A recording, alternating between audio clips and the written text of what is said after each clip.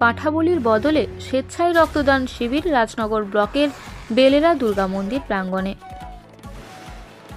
রাজনগর ব্লকের অন্যতম প্রাচীন দুর্গাপুজো হচ্ছে ভবানীপুর গ্রাম পঞ্চায়েতের বেলেরা গ্রামের দুর্গাপুজো। প্রতি বছর নবমীর দিন শতাধিক পাঠা বলি হয় এখানে। এবছর মন্দির কমিটির সিদ্ধান্ত নিয়েছেন এবার থেকে আর এখানে পাঠা বলি হবে না, তার বদলে রক্তদান শিবির হবে। বিষয়টি ইতিমধ্যেই নোটিশ জানিয়ে দেওয়া হয়েছে।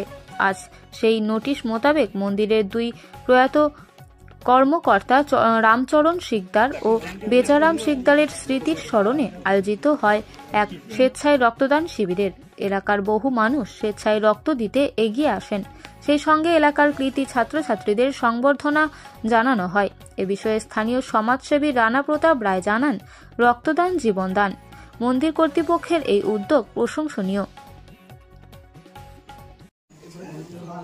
বেলেরা গ্রামে যে রাম শিকদার এবং বেচারাম শিকদারের স্মৃতির উদ্দেশ্যে বেলেরা দুর্গা মন্দির কমিটি সেই আয়োজক করেছেন এক ব্লাড ডোনেশন ক্যাম্প এবং কৃতি ছাত্রদের সম্মান জ্ঞাপন এবং ফুটবল টিমের ফুটবল প্রদান। সত্যিই খুব ভালো যে নিজে থেকে আসতে পেরে আমরা সকলে এসেছি, যে আসতে পেরে নিজে গর্বিত মনে করছি। এই সকল যে কাজ মানে সমাজসেবামূলক যে কাজগুলি হচ্ছে এদেরকে দুর্গা মন্দির কমিটিকে আমরা অসংখ্য ধন্যবাদ জানাই, যারা আয়োজক তাদেরকে ধন্যবাদ জানাই। কারণ এই কাজ ব্লাড একদিন রক্ত মানুষের জীবন দান করে। কারণ এই ব্লাড ডোনেশন ওনারা ক্যাম্পও করেছেন, 33-এর উপর ব্লাড না হচ্ছে, এখনও আরও আছে। এই সকল কাজগুলোকে আমরা সকলকে, যারা আয়োজক প্লাস মন্দির কমিটিকে আমরা আরেকবার অসংখ্য ধন্যবাদ।